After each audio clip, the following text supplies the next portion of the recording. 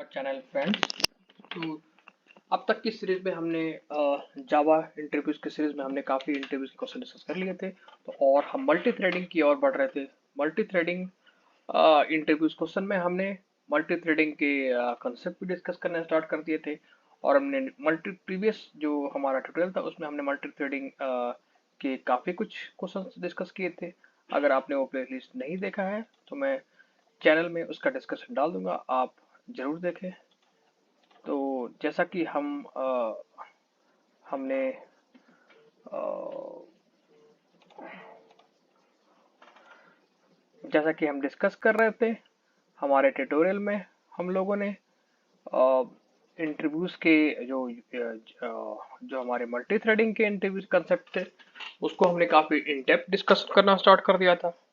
तो ये रहा हमारा प्लेलिस्ट। तो मैं आपको प्लेलिस्ट का लिंक जो है वीडियो के डिस्क्रिप्शन में डाल दूंगा, आप इसको जरूर देखें, बार बार देखें।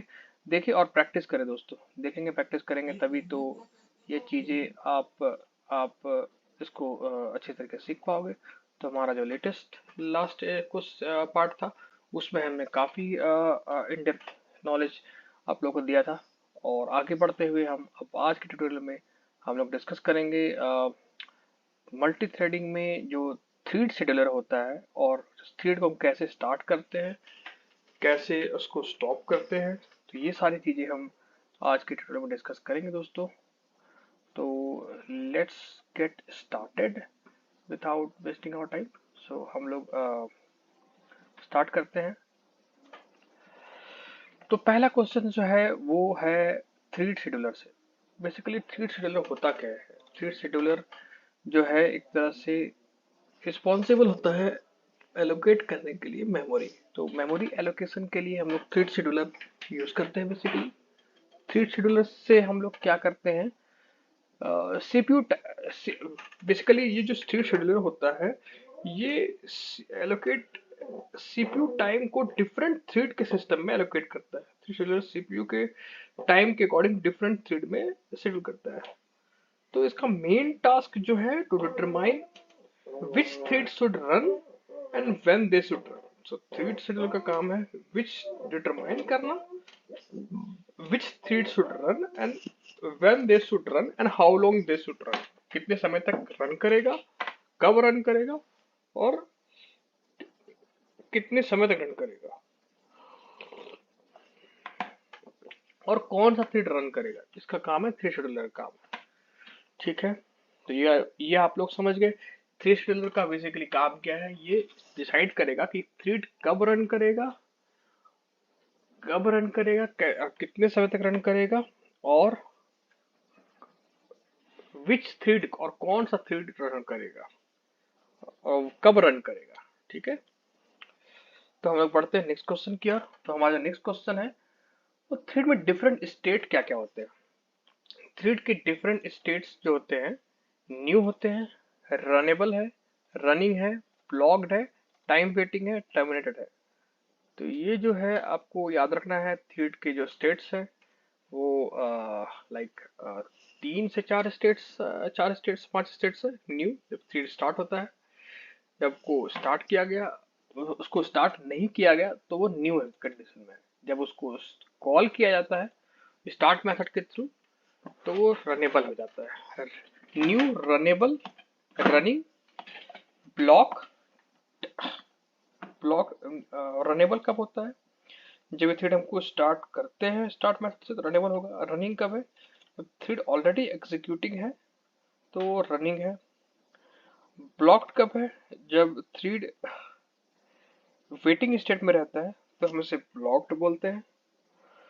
टाइम वेटिंग क्या है, टाइम वेटिंग स्टेट है बेसिकली एक थ्रेड जो होता है वो पर्टिकुलर टाइम के लिए वेट करता है। इस केस में हम उसे थ्रेड इस केस में हम उसे like kind of like waiting state में होता है तो हम इसे ब्लॉक्ड या वेटिंग थ्रेड बोल सकते हैं। उसके बाद टाइम वेटिंग जो होता है वो एक पर्टिकुलर टाइम के लिए वो वेट करता है। टाइम वेटिंग का मतलब है कि वो पर्टिकुलर टाइम के लिए वो वेट करेगा थ्रेड। तो ये कब होता है बेसिकली टाइम वेटिंग? जब थ्रेड स्लीप स्टेट में होता है। तो कौन कौन से स्टेट है दोस्तों? New, runnable, running, blocked, time waiting और टर्मिनेटेड। टर्मिनेटेड कब होगा?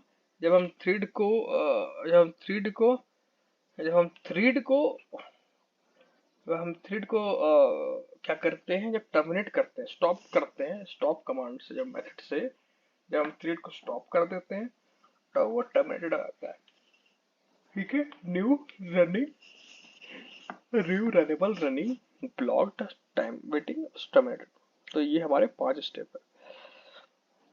ठीक है, थ्रेड सिंक्रोनाइजेशन आप समझते हैं दोस्तों? थ्रेड सिंक्रोनाइजेशन क्या होता है और ये क्यों इंपॉर्टेंट होता है?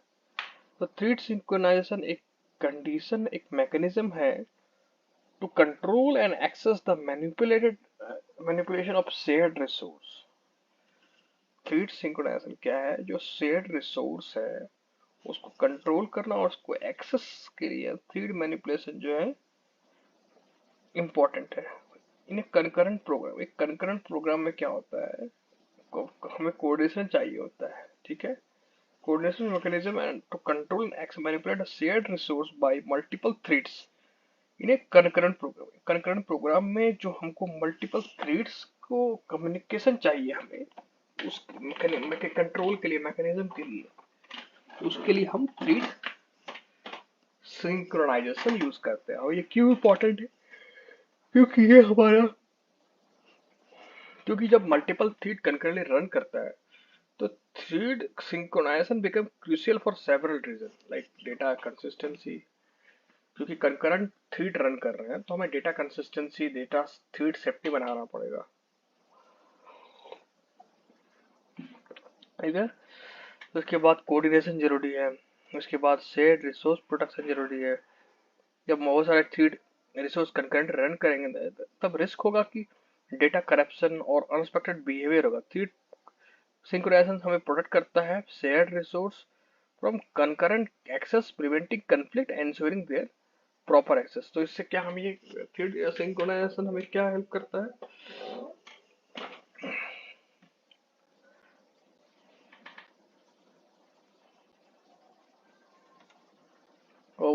तो ओवरऑल क्या है ये थ्रेड सिंक्रोनाइजेशन क्या किस पर्पस के लिए यूज किया जाता है? Data consistency, preventing race condition, आपस में ये लोग कंडीशन काफी ensure thread safety, coordination, multiple thread in concurrent program. तो इस पर्पस के लिए हम लोग थ्रेड यूज करते हैं। ठीक है दोस्तों, अब हमारा पर्पस सिंक्रोनाइज कीवर्ड हम यूज करते हैं तो हम लोग समझेंगे कि एग्जांपल के थ्रू कि सिंक्रोनाइज कीवर्ड जब यूज करते हैं जावा में वो बेसिकली क्यों यूज करते हैं सिंक्रोनाइज वर्ड को। ठीक है, तो सिंक्रोनाइज बेसिकली इन सिंक्रोनाइज अगर हमने कीवर्ड डिफाइन कर दिया तो उसका मतलब वहां पे एक ही थ्रेड एक्सेस कर सकता है सिंक्रोनाइज ब्लॉक और मेथड एट ए टाइम। तो इसका मतलब है कि अगर हम सिंक्रोनाइज डिक्लेयर कर देंगे तो एक ही thread, one thread can access इस थ्रेड ब्लॉक और मेथड एट ए टाइम। तो वहां पे जैसा आप एग्जांपल पे देखोगे, यहाँ हमने एक एग्जांपल पे हमने क्या किया, एक थ्रेड लिया, सिंक्रोनाइज सिंक्रोनाइज डिफाइन किया। ठीक है, सिंक्रोनाइज मेथड डिफाइन किया। तो यहाँ पे आप सिंक्रोनाइज मेथड का डिफाइन देख रहे हो, यहाँ पे सिंक्रोनाइज कोड हमारा रन करेगा। ठीक है, अगर ब्लॉक के अंदर हम ऐसे डिफाइन करते हैं पब्लिक वॉइड मेथड और इसके अंदर नॉन सिंक्रोनाइज मेथड, तो जो हमारा मेथड होगा वो हम वहाँ पे इस तरह से सिंक्रोनाइज कीवर्ड डिफाइन करते हैं। और जो हमारा ब्लॉक होगा, ब्लॉक के अंदर हम डिफाइन करते हैं सिंक्रोनाइज अपने कोड को। ठीक है, तो सिंक्रोनाइजेशन बेसिकली क्या है? सिंक्रोनाइज का मेन पर्पस क्या है? To achieve synchronize thread synchronization, prevent race condition और थ्रेड सेफ्टी के लिए हम सिंक्रोनाइजेशन यूज करते हैं। ठीक है,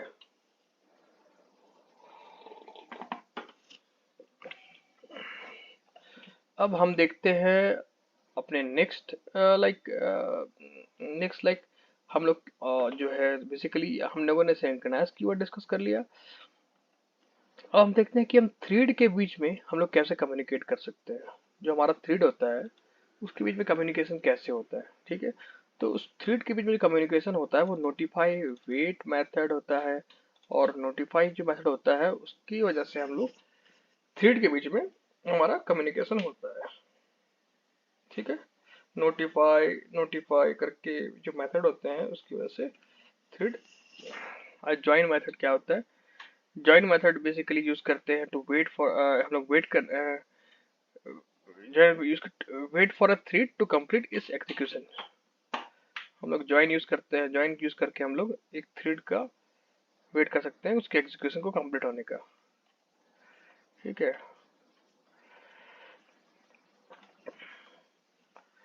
आप समझते हैं कि डेडलॉक क्या होता है और डेडलॉक कैसे ऑकर होता है और इसको हम लोग कैसे, इससे हम लोग बच सकते हैं डेडलॉक कंडीशन को कैसे हम लोग अवॉइड कर सकते हैं। तो पहले समझते हैं डेडलॉक कंडीशन क्या होता है। जब दो और दो से ज्यादा प्रोग्राम थ्रेड जो होता है, दो या दो से ज्यादा थ्रेड, वो लोग unable to proceed because one thread is waiting for a resource held by another thread.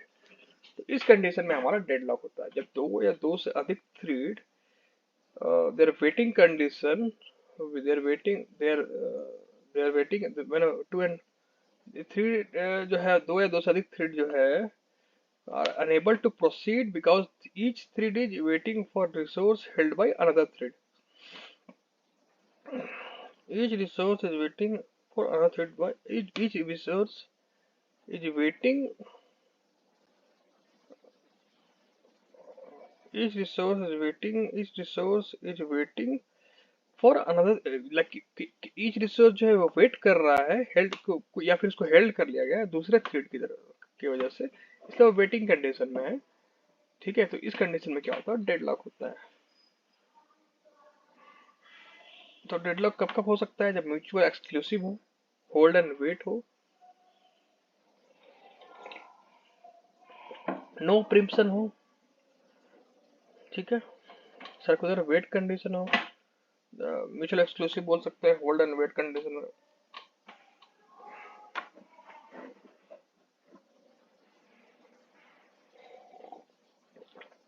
ठीक है, अब हम लोग समझेंगे कि डेडलॉक को हम लोग अवॉइड कैसे कर सकते हैं।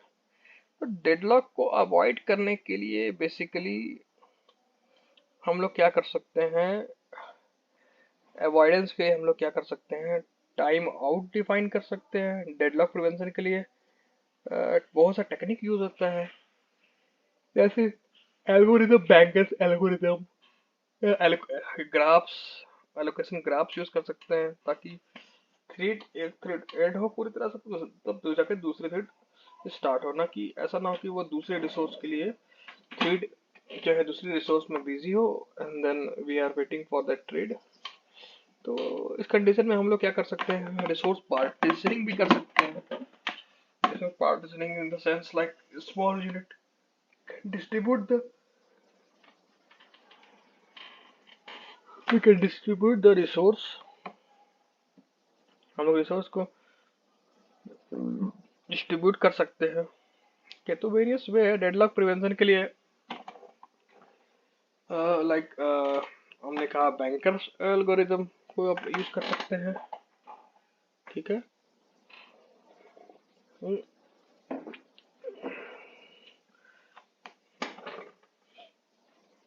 ठीक है दोस्तों, तो हम लोग देखते हैं थ्रेड का लाइफ साइकिल हमने देख लिया, समझ ही लिया हमने, काफी कुछ चीजें समझ ली इस ट्यूटोरियल में, और हम लोग नेक्स्ट ट्यूटोरियल में डिस्कस करेंगे दोस्तों काफी नए कंसेप्ट जावा में इंटरव्यूज के, जो कि बहुत यूजफुल होंगे आपको इंटरव्यू क्रैक करने में।